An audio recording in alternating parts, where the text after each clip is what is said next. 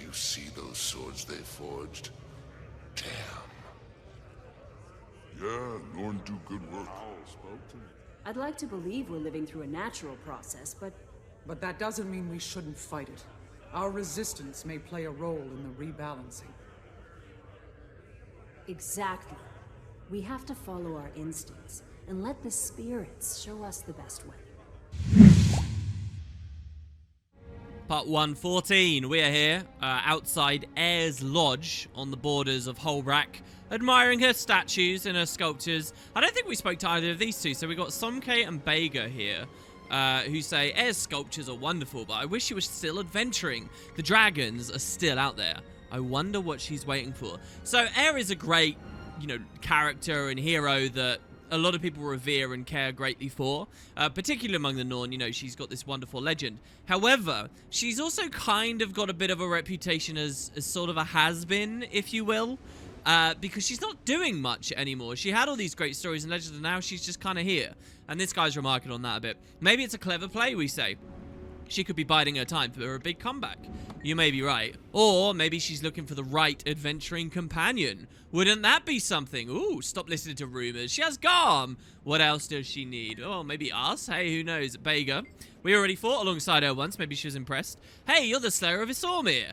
Are you here to get Ayre to carve you? Wow, a worthy goal. But I hear she's choosy about her subjects. Isn't this a great idea that Ayre may one day carve us as Ulfric? This is awesome.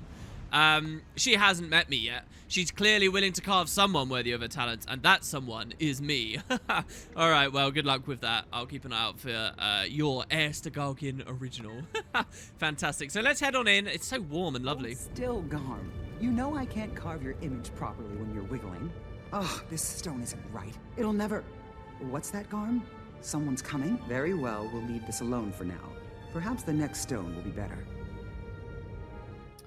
Wow, a shoddy craftsman blames their tools, huh? You ever heard of that, Ayre?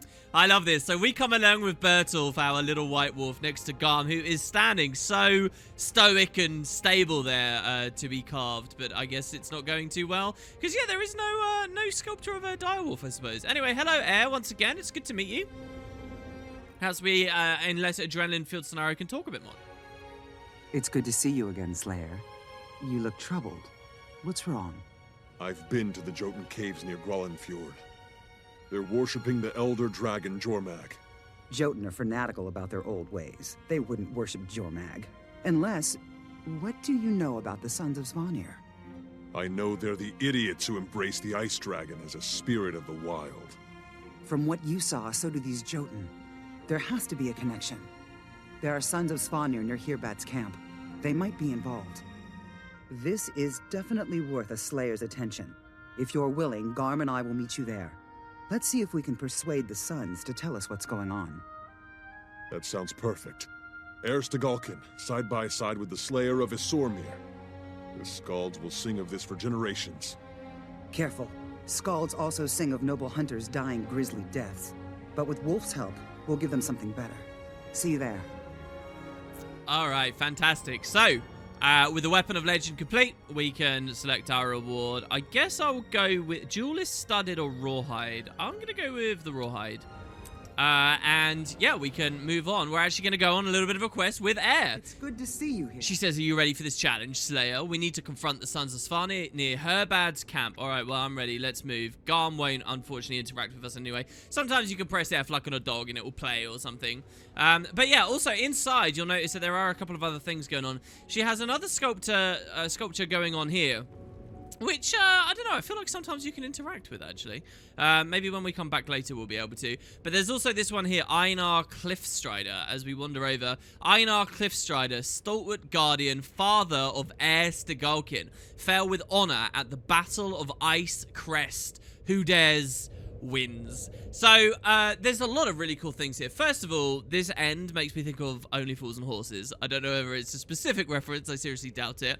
But yeah, the Battle of Ice Crest here, and this is her father, so deceased as he is. We don't really hear too much about this character, but what I kind of adore, right, is these really grand, incredible masterpieces of these legends are so in your face, and Ayre has clearly spent a lot of money and time and care on these. And her own father is like a lot smaller, And, you know, it's within her lodge. It feels like a bit more intimate. The reason she's doing the sculpture of him is not necessarily that he had the greatest legend, that he really is revered that much, but she personally still cares for him, and she does like a smaller statue.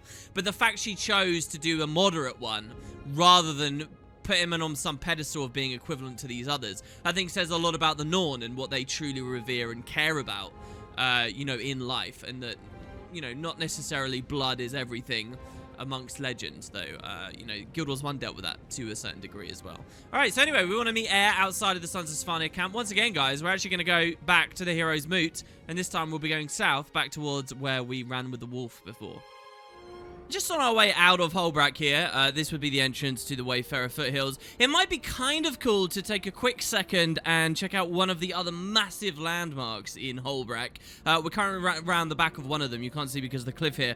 And that's one of the great lodges. I mean, we've been to the Great Lodge, obviously. But what about the other lodges? The ones dedicated to the various spirits of the wild, and especially, what about Wolf Lodge? Wolf, of course, being our totem. In fact, there's a couple of really cool places in this little section of Holbrook I'd love to show you guys. And as you notice here, Ulfric is actually standing at a very high area. I wonder if we can drop down and be safe.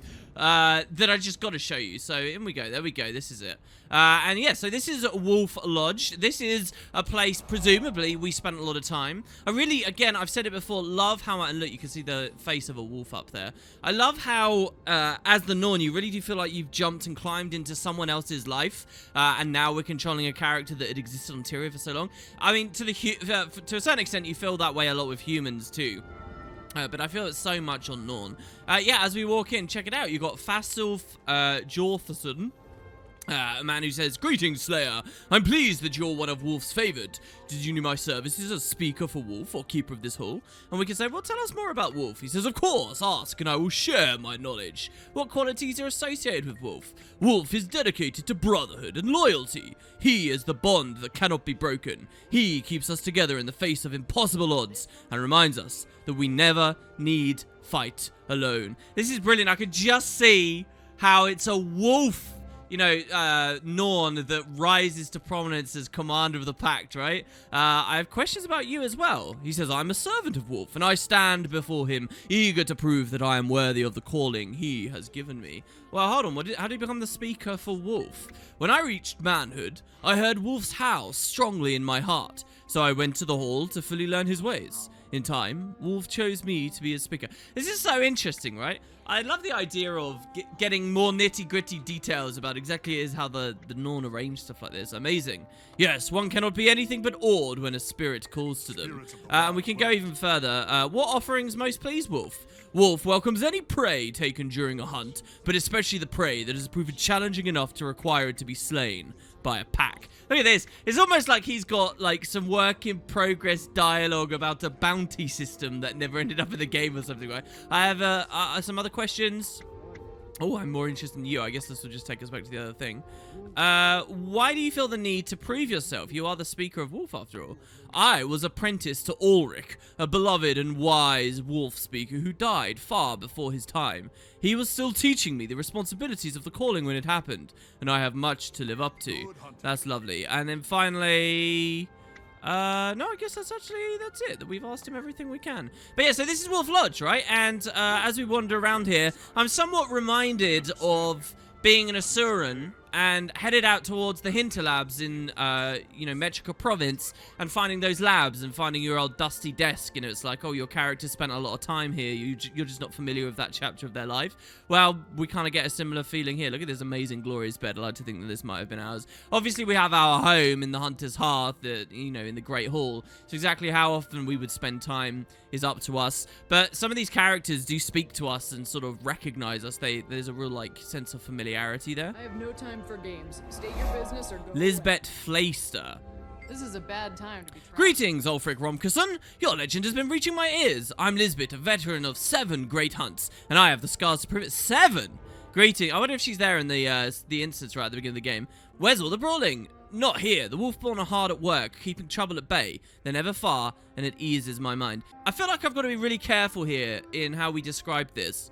Not everyone who follows the totem of Wolf, and thus might be from this lodge and whatever, is necessarily wolf-born. I think that they're not entirely overlapping subsections. Wolf-born being specifically the category designation for Norn, who kind of keep the police as much as you can say Norn do such a thing, right?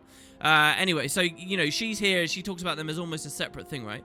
Have you seen Scarty, we say? Now, Scarty, being one of the sons of Newt Whitebay, has two, okay? And Wolfborn. So, have you seen Scarty? Is he keeping an eye on things? Oh, yes. He and Sigfast both, the light in their father's eye, have been in Holbrack for months. I believe Newt ordered them to postpone their hunts for a while. Scarty has the Wolfborn well in hand. Wise old Newt, goodbye for now. There's honestly such a cool and pretty much mostly untouched story in the background of the Norn stuff in this game. To do with Newt and his sons, and like we'll actually go and interact with some of them in just a short moment here. But yeah, as we come up, you'll notice there's a part of the lodge that's kind of open to the elements here. There are juvenile wolves here, so we have Bertolf with us. But if you were a Norn that chose a different pet, maybe you weren't immediately thinking about wolves, then you could come here and you could get a fresh one. And that's actually true for each of the great lodges. We could get a snow leopard pet here, we could get a raven here, we could get a bear here, if we were so inclined. I'm still not too sure how many animals I really want to bond with. I like forming a strong connection with a single pet when I play games. You know, I would play a minion monster if I want to have loads of different things, but, you know, there's a ton to get in the game, so hey. Anyway, lastly, we'll speak to Ingvald here. Good hunting. She says, relax, kick off your boots. Good to see you in such a good mood, Ingvald. See, it's like we know each other. Listen, every day I get to hunt Sons of Svanir and Dredge. I get all the game I can eat. To me, that's a life well lived. And we could say, no thanks. And that's it, just leave. You'll notice that a lot of the dialogue, you may not have noticed it yet, but you will, believe me. A lot of the dialogue for Norn interactions, particularly as you travel around Holbrack, you can just kind of be a bit of a douche to people. Like, you're very ferocious and very unflinching, very uncaring. And I think it's a weird thing where the devs are trying to realize an aspect of Norn culture that was done really well in Guild Wars 1, but maybe not so well in Guild Wars 2, where they're very blunt and upfront about things, and they'll always quickly fight one another and, you know, really beat the crap out of one another, and then shrug it off and laugh and say, you know, it was a glorious battle. They're very Klingon in a way to me. And, you know, all is forgiven and everything is fine, you know. So they got that interesting, like, duality to them, the Norn. And I think Guild Wars 2 really struggled to find its footing with it. One of the ways in which that can kind of come across is with a lot of the Holbrack dialogue, where you're just a bit of a dick sometimes. And just very, very cold to people as you move on. Hello, friend. It's good to take a break and stretch my back. What sort of work do you do? Cracking the deer just to watch it. Biting into a haunch of meat so fresh from the fire it burns your mouth. That kind of thing. These are great. Tell me more. Later. I need rest. Best armor ever carved, right here. The finest wood armor in I'm all telling of Tyrion. The Asura have a floating city. Just give me the ground beneath my feet. That's enough for me. It sounds like we missed a pretty cool tale here between many Norn, and yes, they do have a floating city. I'm a woodworker, from furniture to houses to ships. Currently, I'm working on a special project for a crafting competition. We can say, what sort of special project? I'm carving an elaborate chair for the Great Hall, one that depicts the 4 main spirits of the wild. Interestingly, it was a much later update that added the throne Newt sits on, so I wonder whether the chair actually represents that in any way. I like the idea that they get across that sense that there's a lot to be done. It's not just all about battle and arms and stuff. There's grand things the Norn can and will do related to all sorts of different things. Here we got one of these really cool, like, prison-looking areas as well with the cool ramp. I think I showed off before. I just love these little areas where you walk into the doors and stuff. Right, okay, so hold on. I notice here we've got a point of interest. I just want to check what that is. I'm pretty sure it's not what I think it is, but I want to just quickly find one of Newt's sons. Yeah, okay, so this is just oh yeah, this is the shrine to Owl. Of course, I already told you guys about this.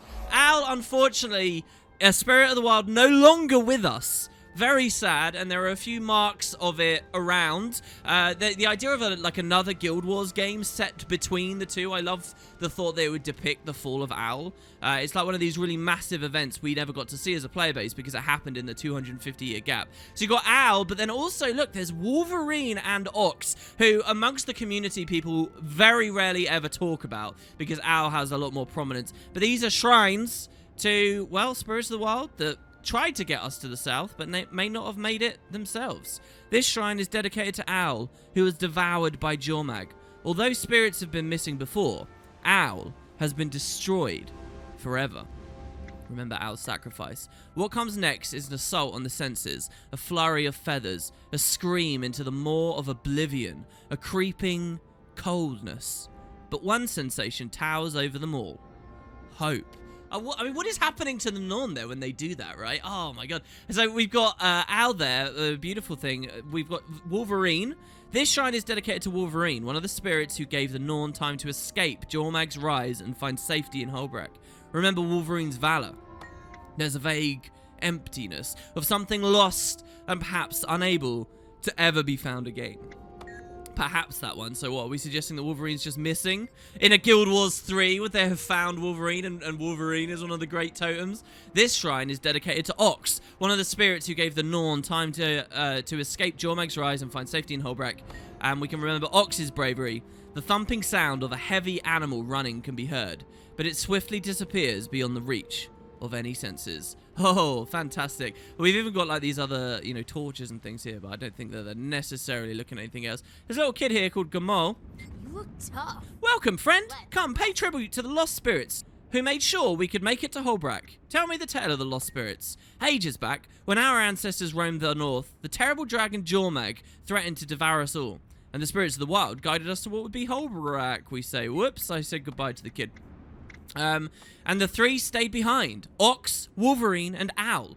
Owl faced Jormag, but was devoured whole by the dragon. As for Ox and Wolverine, they simply vanished. No word, no sound. What was the idea here? That they got corrupted, not destroyed? What do you think happened to them?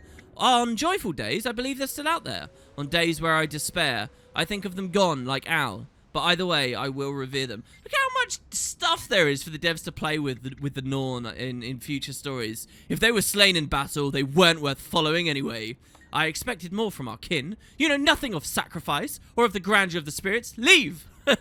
I like this very, I don't know, that kid seems old before his time somehow with opinions and reaction like that. Right, okay, that was not where one of Newt's sons is, but I'm very glad we went to that. Something was tipping me off that was a place I wanted to go in this video, so let's move through. Alright, here we go. So, there's two more things I want to show you in Holbrook. Look, don't blame me. Blame ArenaNet for making such a cool city with so much stuff. Then we will get out, okay, and we will meet Air, who's supposed to be traveling with us right now, and they really don't make any they don't make any excuses for her traveling separately. They just say, she's going with us, even though it's in the open world, and she's technically not. Let's imagine Air's by our side, shall we? Right, okay. So, we are at a point of interest called Scarty's Steading. So this is where we'll find Scarty. And we're not going to meet Sigfast for a while. I don't have planned out. But here he is. So, Scarty's standing next to this lovely lady, Ingrid. Welcome back to Holbrook, friend. Know that the Wolfborn shall keep you safe on these grounds. Ingrid, how have you been? I like the idea that this is because we're all wolf. We're all kin here. Good. Holbrook's peaceful. The air is crisp and Wolf howls in the Wolfborn's favour. I can't ask for anything more, friend. No troubles at all. I thought the Wolfborn thrived on stopping trouble in Holbrook. We had a small scrap. A pup of a Wolfborn thought his duties including forcing brewers to give him free drinks. I pulled him out by his furs before any damage could be done. What are you going to do with that Wolfborn? Well, Scarty told me to take him aside and deal with him. He's calling his head in Wolf Hall until I can figure out what to do with him. So Wolf Hall, I don't think we're necessarily talking about the lodge here. I think we're talking about a place we don't really get to see, which would be like their prisons, I guess, or their solitary confinement. And we get three options. The ferocious one here is a good beating will make him think twice. If he fails again, beat him again. Now, I find this ferocious option really interesting because when the devs added these as the personality system, the idea is that each is a flavor through the conversation, but they're all legitimate ways through. There's no, like, wrong choice here. It just depends how you envisage your character's personality, right? But here, I think this is one of the ones where if we choose the ferocious one, she gets pretty goddamn annoyed. She says, we're not savages. We don't beat our animals, and we don't beat our friends. Maybe you need some time in Wolf Hall. Fine, coddle the kid. You're lost, we say. So, I mean, I think this is really interesting, and again, it's a sign that the devs weren't uniform or confident enough in what the personality system was or trying to be. I think that this ferocious option is a glimpse at a much more interesting dialogue system whereby maybe you can say outrageous stuff and really tick people off. Maybe that's okay, and that's the most interesting way through it. So I really like this, and I wish that the game had done it a bit more. Anyway, so yeah, fine, coddle the kid, you're lost. The thing is, I don't want to be a dick, I just want to be ferocious. But hey, and here's Scarty, what a handsome-looking man. Up for a challenge? Ah, friend, good to see you. Tell me, how do the spirits find you today? Favored, as always, how are things in Holbrook?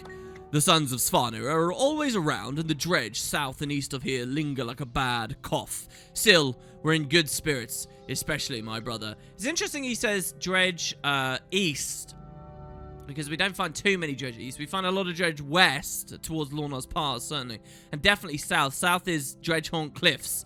Anyway, we're in good spirits, especially your brother. Okay, what's your brother up to? My brother, a good man. Sigfast is as brave and loyal as Wolf himself, but he has ideas that... So look, they have conflicting opinions here as well that the game's sort of hinting at. Speak your mind, I'd be honoured to give you counsel. Sigfast has been hearing more rumblings around Holbrook, saying we are too cowardly because we choose to wait for a hero to break the tooth instead of going off to fight now. What do you think? Well, he thinks we should silence that talk or our people will become divided. I think it's just harmless talk from too much ale. Let's hope it's just the ale talking. Take care. So, I can't actually remember which of the two brothers is the older or younger. He's perhaps has the more naive opinion. The other one's a bit older, a bit more conservative here. So, this is where you find your cultural weapons. Really gorgeous, by the way. We're not actually going to be using these because I don't have the Karma to unlock them, believe it or not. But they are the Wolfborn set at tier 3. So, once you go tier 3 armor and weapons and everything, you're like Wolfborn geared. It's so cool, right? Even if you chose bear at character creation stuff, you end up in all the wolf stuff. So I see the favoritism there, ArenaNet, but what a beautiful shield this is, right? And very rare, you very infrequently see players running it. Here's the longbow, very elegant, and you know, we could dye later armors and things to maybe match if we end up getting it. We do actually have the Karma for one of these, but I'm not sure what I want to pick yet. I haven't really planned that out. I mean, as a ranger, we don't actually get to use shield anyway. It's just a very gorgeous looking skin I kind of wanted to show off. So yeah, we will conclude our today's tour of Holbrook with this little cave up here, where there's really not so many NPCs, but a beautiful graveyard. So this is a cave that runs around the back of Bear. Bear is by far the largest lodge with like the most space for it and stuff. Bear was kind of the spotlight in Guild Wars 1. Maybe if there's any major main spirit, we would actually say it's Bear, you know, the feminine spirit of the wild that the devs have put so much effort to over the years. But this place is called Shelter Rock, so we're actually in a cave system behind the Great Lodge, which maybe we'll visit later. What I really want to do is come down here. And first of all, we've got this beautiful bar. This is a place that I think is so cozy and I'd love to join. Where some char are actually hanging around, having a chat. We've got all the different stalls that we could sit down in, as you can see here. We can trigger our Chairs of the Wild achievement, trying to get every single one. There's a wolf. Who do we want to speak to? We can get a speed buff here. Who's this? Einar Blackforge. Hail, champion. My home is yours. Make yourself comfortable. Champion? It's as obvious as a howl on a still night. You have the makings of a champion. I like the way you think. I wonder if you'd share some of that insight. What's on your mind, friend? Well, what is it you do here? I'm a master blacksmith. The best this side of the Shiver Peaks. I forge my own tools and my own ore. I see. Another thing. Tell me about this place. This was a shack when I found it. My efforts and craftsmanship turned it into the grand homestead you see in front of you now. And have you heard any news? I've been hearing a lot of talk about these Sons of Svanir behind Leopard Lodge. So, there are Sons of Svanir in the city, okay? And it's because the Norn don't necessarily judge one another in the way you'd expect the humans to. This is going to be a lot similar to how the Asura allow the members of the Inquest to wander amongst them. What do you make of the Sons of Svanir? Well, I wouldn't spit on one of those cultists if they were on fire, but I suppose they have just as much right to live here as the rest of us. Aren't they dangerous? Of course! But I'm not afraid of them. I'd rather they stay close so we can keep an eye on them. Right, and, you know, maybe that's actually a worthwhile idea. So we can come on in, there's some sculptors, this drunk woman on the floor here. And the real highlight of this area is over here in this crack. So, here we find a lot of cairns. So, I actually learned a bit more about cairns and why they kind of exist, I think, in real life. So, in memory of Stocker, may Wolf grant you a favoured place in his pack. So, Stocker, some Norn that died that we don't know about. So, obviously, these are like grave markers. Those who watched my like playthroughs of the Tomb Raider series and some of the new ones, you'll remember they did cairns there, and I'll give you some trivia about them. I more recently learned, though, that cairns are kind of more popular in very, very cold climates and very rocky terrain and stuff. Because the point is, when you get very hard, very rocky, very frozen earth, it takes so much time and energy and effort to try and dig through that extremely hard, unforgiving terrain. If there are deceased, it's actually kind of easier to just pile rocks around them. And then, you know, that basic thing eventually, over the years, turns into cultures around honoring people by piling stones together and stuff. So anyway, it's got its kind of roots in that, I think. But that was something I was looking at. Completely unrelated reasons quite recently. Here we get another one. And one of the cairns here is a super cool one here. We're at it already. Check it out. For Gida Odsotida, your body was lost in the crypts below Divinity's reach, but your spirit fights on in the mists. So, I've mentioned this a couple of times in the playthrough here. I'm currently doing a work in progress, currently on hiatus, audiobook reading of the Ghosts of Ascalon. And if you guys listen to those videos in that playlist and follow that audiobook with me, you will hear about the adventures of Gida Odsotida. This is a reference to one of the novels, and indeed, a spoiler for some of the first few chapters here, one of the characters who died in the novels, this is where she's being honoured. Kind of amazing, really. It's not the first time on the Let's Play I've talked about how they've looked back at those novels, and she's kind of a bully, as we see in the novel, and she's kind of unnotable in a lot of ways and kind of fearful of herself in many ways. Maybe redeems herself towards the end. You guys who know the novel and have watched that video will have your own opinions on that. But here, she's just like one little cairn among many. And I love this because it makes the world feel so big and expansive. You know, there's a whole story that we're very familiar with this character, but we know nothing about this one, right? And it gets even cooler as we go along, right? So you get this one here. Which is Colburn, my brother, I leave you my horn until the day when I find you again in the mist. We have been left a horn, right? Romke's horn, character creation. We got to choose this, so that's awesome. We get a really little one here, sweet fluffy. Mama and Papa said we had to bury you. We miss you. I think that's probably a pet. We got one here. The human Bertrand Killian lies here, killed for stealing a Doliac. So this is a human that was buried under this rubble. But we're going to find another human in a second that isn't in rubble at all. An unknown Char warrior lives here. Arrived in Holbrook mortally wounded. Exit. I love that. A glimpse of a story about these two peoples and civilizations living so close to one another. As the Black Citadel is quite close to Holbrook, really. Alice Finegrave, teacher, human friend. You died in Holbrook, but your spirit lives on. The eternal alchemy has transfigured me at last. Drox. So here we have an Asura that's buried. We have another cairn. Here sleeps a beloved wolf named Alistair, a faithful and loyal companion.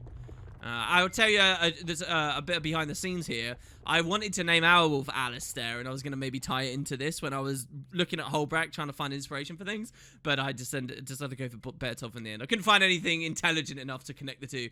Crucius Heartbellow, brave warrior of the vigil, your sacrifice will live on in our songs and legends. We got another one here. Nathaniel Reynolds, hero, not of the Norn, but one in spirit. That sounds like a Guild Wars 1 hero or something. And here, check it out. This is actually a headstone. This is a grave. So we know that it's not a Norn buried here. And if you look, here lies Lily Prescott, beloved wife and mother, 1295 to 1322. So they do that on a couple of occasions. There's another headstone over there, and we know that it's not Norn. Peter, gate engineer, who left Ratasum and found a home in the Shiver Peaks. None can replace her. So Peter, the original architect of the Asura Gate here, I think we'll find out later. Army of Austin, my daughter, we are far from home, but you always close in my heart. Here lies Fairnock of the Silvari, his dream is at an end. Bale Warbringer took many Icebringer with him. Remember his name and cheer it. I don't know why I've done every single one of these now. That wasn't my plan. I just wanted to do Gida. But I've got a bit obsessed. John McCallan? Wayfarer, buried by avalanche. And finally, this headstone. In memory of Harmon Dotmiller, Crichton diplomat and scholar, rejoined the Six Gods in 1317. So look at how they've got this written, right? Like, all the belief systems, the eternal alchemy. They're talking about the dream with which is probably a bit more tangible than just a belief system, right? You know, the gods and stuff. The Norn seem very accepting of other ways and whatnot. As we see represented by this graveyard, and even that mention that the Sons of Svanir, worshippers of Dragon Totem, are allowed to freely walk near Holbrook. So there you go, guys. All right, that's Holbrook. God, this Norn branch of the series is so intimidating to me because this city is so full. It's day now. It's so full of amazing, beautiful lore and trivia and stuff that I just have to show you all. But where do we draw the line? And also all the ambient dialogue. In fact, I just gave you a bit behind the scenes about making the videos. Another probably much more interesting fact that I don't want to go into too many details on just yet. Maybe the end of the series will. A curious thing, it's actually been about a month from the start of this episode when we were with Air till now when I'm speaking and doing that tour of Holbrook. It's been about a month. I've taken a month off from playing our Let's Play and going forward. And the reason why is those who followed the series as it was coming out and were eagle-eyed enough will know this. I accidentally ruined the big surprise we were going to be playing in Norn. So the entire way through this series, okay, which is months old now, you know, we're coming on a year. Oh, the series isn't a year old yet, but it's getting there, right? For this entire time, I've been wanting to surprise you all with this Norn series and actually doing the Norn. I've been so keen to do it. And I accidentally ruined the surprise with an early upload, and it bummed me out and depressed me so much that the whole thing was ruined that I stepped away from it for ages. But we're all caught up now. I was last playing this with you all in early February. It's now early March. It's been a month. So I'm kind of trying to find my way again here. And in fact, one of the things I think we were planning on doing was getting more utility skills, right? Because we haven't shown any off yet. We've seen all of the longbow stuff. We've not necessarily used it all. But how about we pick up a category here? And in fact, I want to start off with this one, traps. Traps are just so cool, okay, and so rangery to me. In Guild Wars 1, Rangers had traps. In Guild Wars 2, Rangers get traps. And so we can actually plug all of these in and show them off over the next mission. So, yeah, it should be cool. It's a type of utility skill, unlike pretty much any of the ones we've seen on any of our other characters so far. So that's quite nice. So, yeah, this next mission is actually taking place near where we explored before, where we honored the Spirit of Wolf. It's just going to be up at the cave at the back. Disciples of the Dragon. Right, a very quick reminder too, I guess. What are we doing? Well, we collected steel for Bagarth to forge this great weapon, but as we did so, we realized Jotun are worshipping Jormag. We asked Air about it, because no one has more experience battling Jormag's corruption. And Air said she wanted to look into it immediately. The Sons of Svanir are always trying to spread Jormag's influence, so Air and I are headed to confront them and see what they know. So the Sons of Svanir are Norn that worship Dragon. And they seem to have been spreading this to the Jotun. Not good. Lovely stuff. Hey Air, how's it going? With Garm. Oh, such a big direwolf. The Sons of Svanir are close by. We can try talking to them, but they hate anyone who doesn't serve their dragon, and they utterly despise women. Maybe Garm should take the lead. Bad idea. Garm leads with his teeth. Well, well. Look, brothers. A stranger, a woman, and a mangy dog. It's like the beginning of a bad joke. We're here about Jotun worshipping the ice dragon near Grollen Fjord. Go back to carving stones, Stagulkin, and take your dogs with you. Seems you boys didn't understand the lady. I'll say it slower. Tell us about the Jotun and the dragon. You should have left when you had the chance. Now you die. Doing this the hard way. Garm, with me. Well, there you go. Fantastic. So they only mentioned one wolf. Damn it, man. There's two wolves. Poor Bertolf. I think it's because he's small, and that's why they didn't know. So let's talk about these. Well, first of all, I want to show you Barrage in action, right? Because we've cast it, but not shown how crazy it is. Intruders! It's Stagulkin and the Slayer of Isramir. Kill them both! That's our Barrage, and look at how it's still damaging even this second set. Air kind of has her own version of Barrage that I've shown you in the various dungeons that will be upcoming, right, as the timeline moves further forward. There you go, and then Point Blank Shot was the knockback, which the closer we are, the further they get knocked away. So yeah, little demo there of some of these skills. But what about the traps? Well, traps work like this. You cast them. Stay alert. There's another wave coming.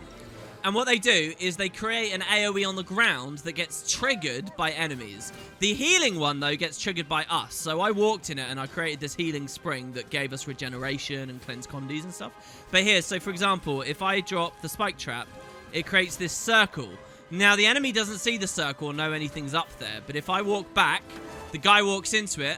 And in the spike trap, he gets knocked over and takes bleeding damage. So the Ranger's traps are condition damage oriented. When the game came out, these were the only traps that originally existed, and the devs were very careful about something. In Guild Wars 1, you could spam traps over and over and over again and use like elite skills that reduce their cooldown and stuff. So you had just like piles of tons of traps, and the second an enemy went on it, they absolutely exploded. The devs were really careful of that because they thought that was a bit cheesy. So instead, in the sequel, they made it so you can only have one trap of each type out at once. So if I create a spike trap like this, and then I wait the whole cooldown, and then try and cast another one, the old one will disappear, right? But, so they did that, and then, but I can at least go spike and then this trap here, the flame trap. So I do have 2 on top of one another here, and like a third one on top as well. I can do this, but I can't now make this 6, right? They'll replace the old ones. That was one thing, but then the other thing they did was they made it so that the traps were more condition damage oriented than they were power damage oriented, which essentially means they're not spiky in damage. So if this is a player, not an NPC, but a player who's walked into this in the PvP, because the game was seeking to be as competitive as possible, he wouldn't just immediately blow up and die. They thought that was too cheesy. He would have a chance to react because it's damage over time, right? That was their thinking anyway, and so that's how traps kind of changed between the 2 games. Come and get us. We need to go on the offensive and take the fight to them. You washed up has-been. So look, they're calling Air a has-been. Outrageous. So here, we can take out their ice beer. Is that why they're so icy? They like ice beer? I like the idea of regular Norn enjoying a bit of ice beer. Here we can shatter them and grab the planks and things to use to our advantage. Either using Plank Buster to launch them and guaranteed break it, or just swing it at them and have a 50% chance. Teach him a lesson. We can knock him so far away. Yeah, so we break the plank, and now we just have a plank. Curse you. None can desecrate the dragon's shrine and live. Find your defeat. A smaller plank, I guess, is the point. So yeah, we'll come on through. We can kill these zealots. Bear Tough absolutely messing them up. Here I'll cast the flame trap so you can see what it looks like. So the enemy doesn't have to walk on it. I can walk up to them and just drop it and kind of use them as regular AoEs. I'll destroy you myself. In Jormag's name, I will kill you all. And as far as regular PvE is concerned, you know, that's the easiest way to use him. So, the boss is Herjar, and he's not even going to look at us, because Beartooth is going to tank everything. Fantastic. So, yeah, he's just going to kind of swing away and use his axe. He's got some really cool weaponry here, like Ice Brood stuff. Is that the same skin set you buy from the super exotic vendor later in the game at the Claw of Jormag? I really don't remember. But hey, alright, so I'm going to drop the traps here. You might see his name and think, oh, is he in a novel or something? He's actually just a nobody as far as I can tell. He's not really referenced anywhere else in the game. He's just here, cannon fodder for us to take out. Well done. Now let's see what their leader knows. Alright, so he's on the floor. As we damaged him, he got these boons, by the way. I think if we damaged him slower, he might have given himself protection too at the end. But he's no match for us.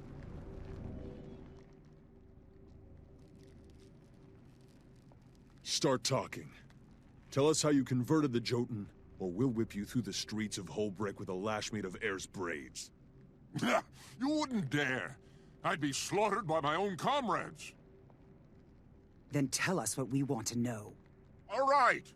We converted the giant King Korag. He converted his followers in Ozenfold Shear.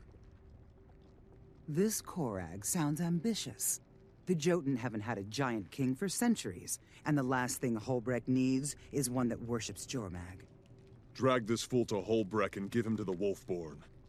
I'll head for Ozenfold Shear and have a word with Korag, the giant king. Wolf Shaggy Hide, you're a bold one. Be careful. There's glory in fighting impossible odds, but it's hard to brag when you're dead. Don't worry. We'll share a drink to victory in the Great Lodge when I return. Jotun may be bigger, but you're badder. Oh, she seems so into us, guys. It's amazing. Okay, cool. So we get to pick a new weapon here. Let's take the Warhorn. Let's take Warhorn. Do we have a main hand to compliment? Oh, we do, of course, because I actually bought them all. So, as a ranger, for what it's worth, weapon swapping is available. Just because we get a pet and there's lots of pet skills and stuff, it doesn't mean that we're locked out of weapon swapping. Though, to be honest, I can kind of see the justification for it if the devs had gone with that design. Players these days would cringe at the thought. But so, since we picked up a Warhorn, let's try it out. So, we're going to equip Warhorn. And And then for our main hand, let's pick up Axe. These are all skills we've not seen whatsoever. Warhorn's a particularly fun one for Ranger, really flavorful. And, you know, the idea of Warhorn helping allies, well, we always have an ally, so, you know, it's got some value there. Beyond, that's before we even start thinking about the fact that many Ranger skills are kind of like double skills. So we can speak to Herjar a little bit more. He's a slayer of his Sawmere. Korag will break you. Jormag has given him unstoppable might. So, I mean, I hope you guys are fans of the Jotun like I am, because they've got such a cool history and so many stories and things to tell, as we've already seen. We're going to be going and finding more of them very soon. So we've got lots of options. Once again, I love the ferocious one here. You're lucky air needs you walking, fool, or I'd break your legs. Go ahead. I'd rather have no legs than be led around by a woman. Keep talking and you'll get both. I got better things to do than listen to you. So yeah, the Sons of Svanir are women haters, much as the Flame Legion are kind of painted to it in a big way as well for the Char. So both the Norn and the Char, have, as their like antagonistic faction, kind of have that similar element to them. Keep talking, you'll get both. So yeah, we got that. I think that's pretty much everything we really want to do here in this instance. Maybe Air has something to say at the end. May Wolfstuck be with you when you fight Korag, Ulfric. Once this Svanir chucklehead's fit to stand, I'll kick him in through the middle of Holbrak. That'll get White Bear's attention. A fine plan. I'll tell you all about Korag's defeat later over a pint of ale. We're always talking about having these drinks. I'm not sure we ever really do get a great opportunity to do it. Perhaps there are many crimes of the Norn story, okay, which quite often fail to live up to the beauty that is the Norn. And perhaps the crowning jewel of those is the fact we never get a real moment to stop and have a drink. Perhaps that's the greatest reason why any Norn character should join the Order of Whispers, just so that they can get drunk, you know, in Gandharan fields. I don't suppose a dried chicken foot talisman would fend off the winds. You having trouble? Not me, my mate.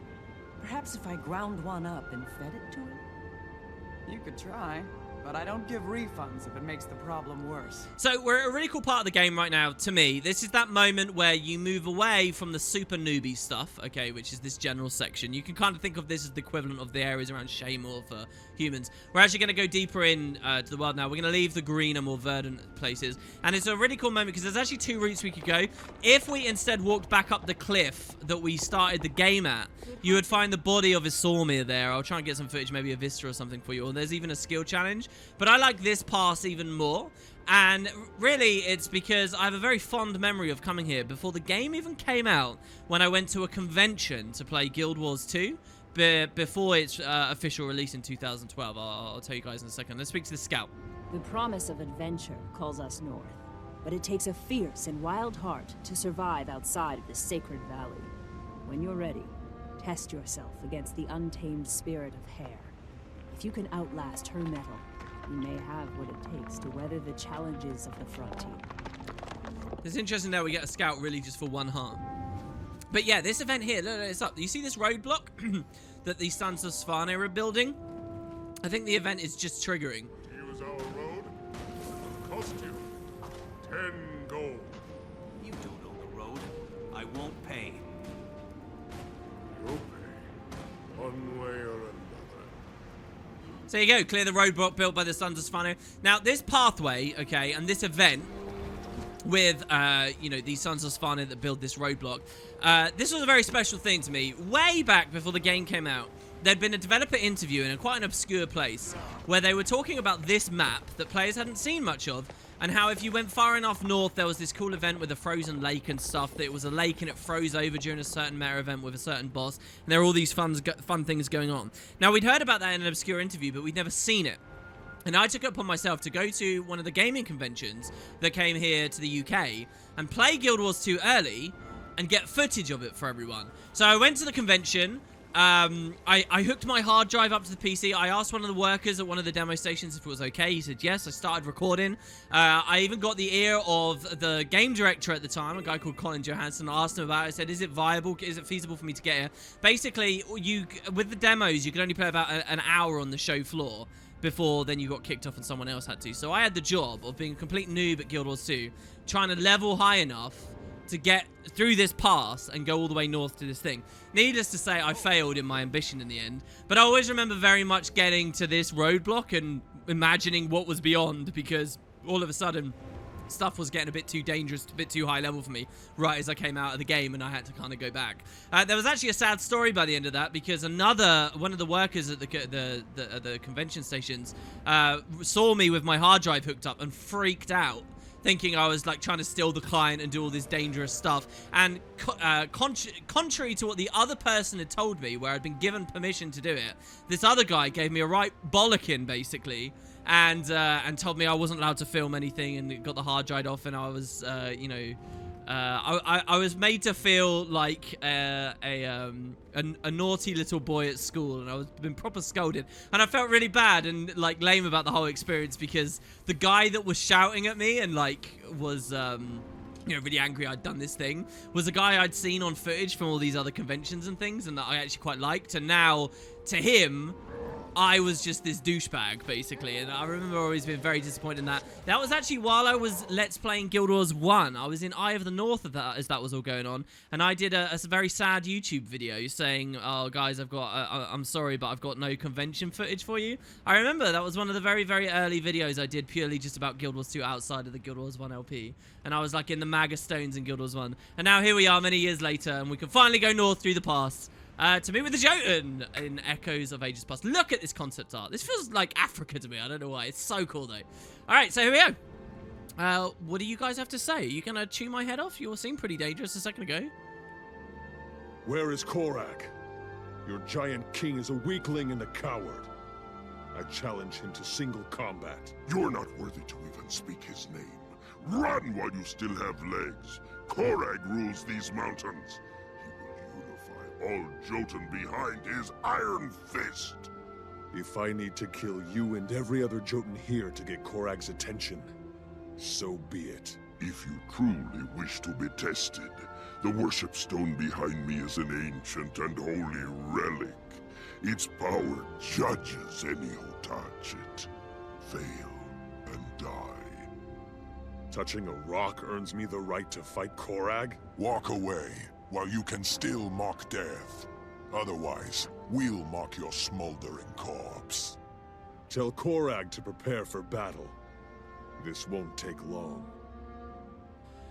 Alright, well, this seems pretty easy, but are we being a bit naive? Well, I guess we'll see. So, the skills, let's quickly run through them. First, our auto attack is called Ricochet. It gives us might every time it lands an attack, and it bounces, so we throw our axe. Unlike with Warrior, that has a melee axe, this is a ranged axe. It's throwing axes. The skill 2 splits them out in front of us, split blade, that applies a ton of bleed.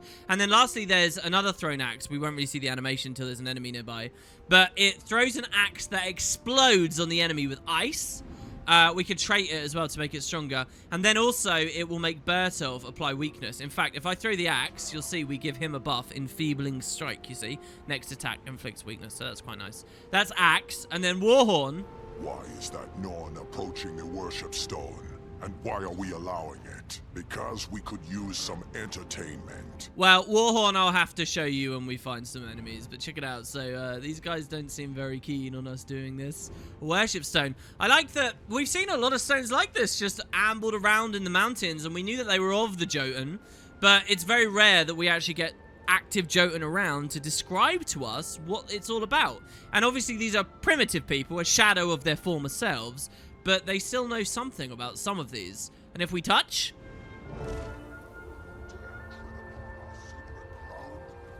Whoa! Look at how cool this is! We kind of phase into like a dream state. It's very strange. All the Jotun disappeared to be replaced by Elder Thruln. And Bertolf comes in. So check it out. Here's the 3. And we just basically put good condi on him. This is like a hybrid. Some power, some condition damage on this weapon set. And so for the Warhorn, the 5 is Call of the Wild. Okay, feels very Norny to me. Give a ton of boons, basically, to ourselves, everyone around us. And then Bertolf becomes unblockable. This is also a blast. So we gave him Fury and Might and everything. And then there's Hunter's Call. Call Hawks to swarm our foe. Look at this. Look, we summon Hawks that just keep eating away at his face. Look, they're still going. They eat tons of packets of damage before flying off. What a cool idea for a Warhorn skill. I yield. You have proven yourself worthy. Come, little Norn. Let us. That line, Little Norn, I'm sure the devs had a blast writing, considering how big we are. From the shadows of memory, I salute you. Who are you? I am the elder known as Throne. I was a giant king when the Jotun ruled all that we surveyed. My people were proud and strong. Now, I am but an echo of the past. Your people are in great danger. Korag has begun to worship the Ice Dragon, a creature that will destroy them. The Ice Dragon has already brutalized my people. It will corrupt and consume the last of yours, if Korag has his way. Help me stop him. The blood of giant kings flows in Korag's veins and gives him great power. I cannot stop him, but I can tell you the tale of the giant kings. Perhaps that will help you save my people from this fate. I will show you the Jotun of ages past, when we strode over the world as mighty lords. Witness the savagery, greed, and vanity that ended our glorious rule. Once, we were as gods. Behold, at the height of our power, arrogance and jealousy led the Jotun to civil war. Our blood is the blood of the mountains. In it, there is power. And so we fought over blood itself. Thraxes, I shall feast on your beating heart. I am king, and this land is mine. You're a pretender, Bolkar. Not a king, not a brother. I'll burn this land before I yield it to you. The giant kings turned on each other. Brother murdered brother. Son murdered father. What we did not realize is that with each death, we weakened the very blood we sought to claim. We tore ourselves to ribbons, scrabbling over power. Now, we bicker over mere scraps.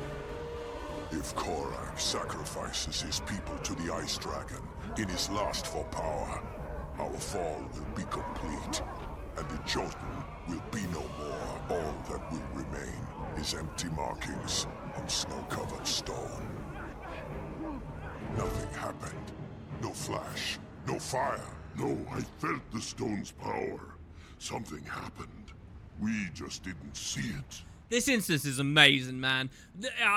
No matter what the game actually represents, obviously having a cutscene there would have been incredible, and you can kind of feel the devs were aching for one. The dialogue was beautiful. We tore ourselves to ribbons. We strode over the world as gods. It's so cool. Such a beautiful, emotive whole sequence there. We hear about all these amazing things, and the ancient Jotun are kind of on our side. They don't like this idea any more than we do, and the current modern day Jotun just kind of have lost their way and don't get it, so they've turned almost to the north. This is so cool. So yeah, we can go speak to Korag and hopefully try and convince him. These guys clearly had no idea what we just witnessed. And what, are they incapable of touching the stone and having these lessons taught to them? Oh man, I wish there'd been a cutscene on that. I really do. Korag. Also, you'll see the little contradictions there between what that guy said and we heard in Holbrook. Arrogant insect. You dare challenge me. You are nothing. And you are nothing compared to what your people once were. Throne showed me the truth. Your lust for power will destroy your people, as it did in the old days.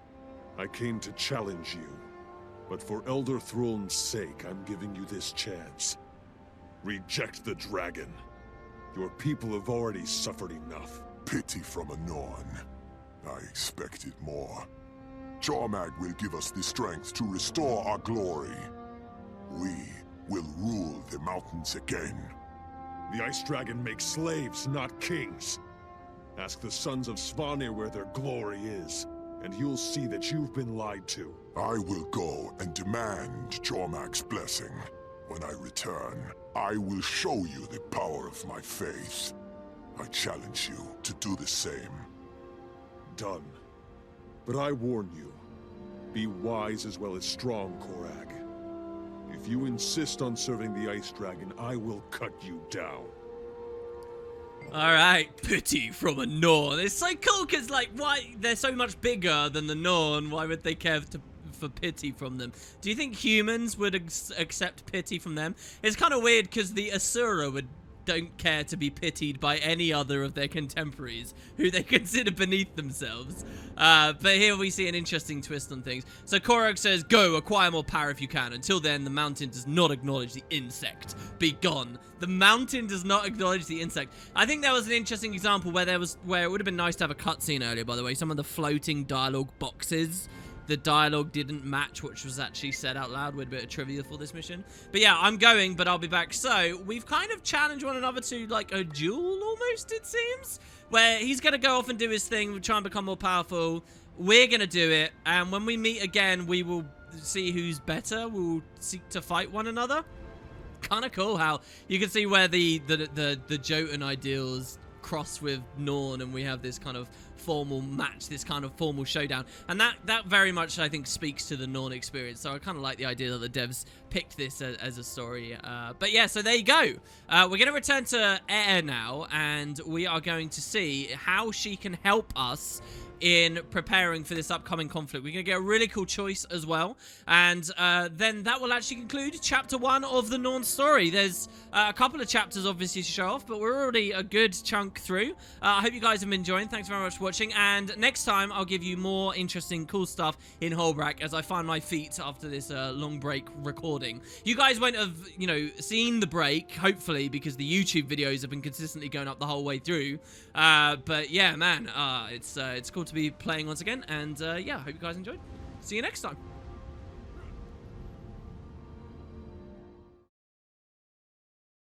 Grimhilda knelt, studying the tracks. She'd been following them for 6 days, since the skalds in Holbrook sung the legend of Whisperclaw, a fierce young mountain cat. Soon she would challenge the beast, and... Grimhilda! A voice called from the mountainside above. With a start, she reached for her weapon. Had someone come before her? Was her prey dead by another's hand? In anger, the warrior straightened and peered up into the crags. She did not have to wait long to see her enemy. "Who are you?" she asked cautiously, fingering the blade on her axe.